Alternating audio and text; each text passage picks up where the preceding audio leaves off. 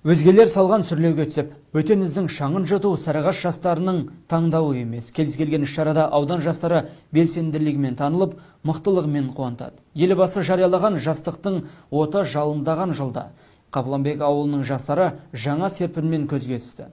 Жалынды жастардың игі шарасына куә болып қайтқан әріптесім тақырыпты жалғайды. Жастар қоғамның қозғаушы күші деген тіркесті жиі қолданамыз.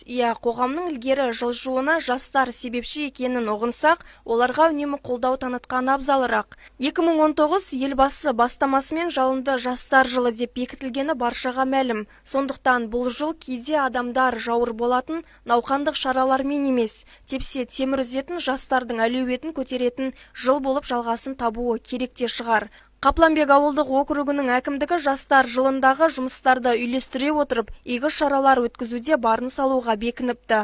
Ауылдық ардагерлер кеңесімен бірге жастар арасында футбол ұйымдастырды. Мақсат спортты серік етуші жастардың санын арттырып, салауатты өмір салтына дағдыландыру.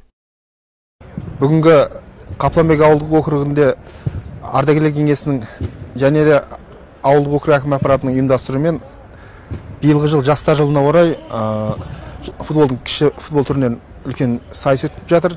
Негізгі мақсат жастар арасындағы достықты, татулықты насихаттай отырып, осы Қапланбек ауылдық округіне қарасты 8 елді мекеннің жастарының арасында спорттық сайыс.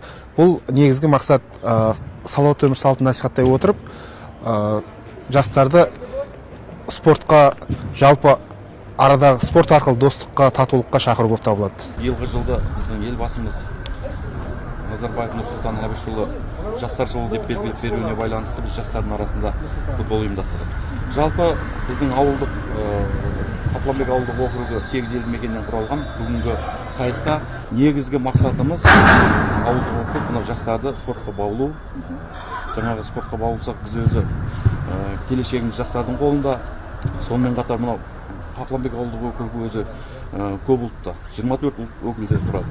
Соның ішінде әр командада басқа ұлттың өкілдері де бар. Міне ынтымақтастықты нығайту, ынтымақтастықты арттыру. Қапланбек ауылдық округіне қарасты елді мекендердің жастарын жұмылдырып, жас футболшылардан барлығы 9 команда жасақталды. Атап айтқанда Сіргелі, Жонарық, Тың, Зах, Әкімшілік, Мешіт, Ақниет, Қапланбек, Қанағат командалары бақ сынасты.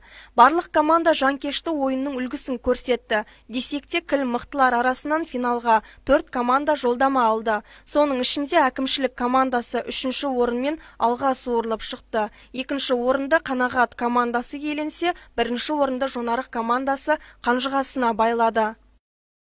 Қапланбек ауыл округінде биыл елбасының жастар жылы деп айтуына байланысты үлкен іс-шаралар өтіп жатыр. Іс-шараны өтіп жатқан Қапланбек ауыл округінің әкімдігімен ақсақалдар төрағасы бірігіп үлкен жарыс өткізді жастар арасында. 14 жастан 29 жастар арасындағы футбол жарысы өтті кіші футболдан. 9 команда қатысып, 1-ші орынды Жонарық, 2-ші орынды Қанағат, 3-ші орынды Әкімшілік алды.